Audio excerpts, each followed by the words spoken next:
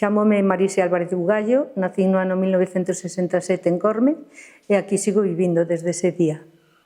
Traballo no Departamento de Servicios Sociais, formo parte do equipo de goberno e xunto ca xente que está ali moitas veces dámonos de conta que os cuidados, que é o tema que nos máis tratamos, os cuidados a maiores, os cuidados á crianza que ten problemas, case sempre recaen encima dos ombros da muller. O home, ahora mismo, antes sempre era a muller, ahora mismo o home axuda, pero a responsabilidade máis importante sempre está na muller.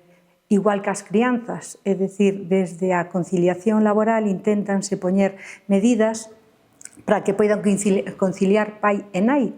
Pero que pasa? A hora de, por exemplo, ter que deixar un dos dous de traballar durante unha temporada, normalmente sempre a nai.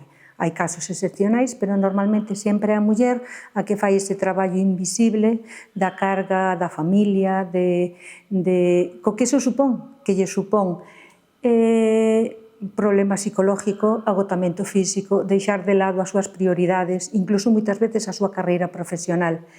Ahora, o home implícase un pouquiño máis, pero de todas formas temos moito camiño que andar, temos moita zapatilla que gastar, porque aínda está a anos luz do que de verdade sería correcto desde o meu punto de vista.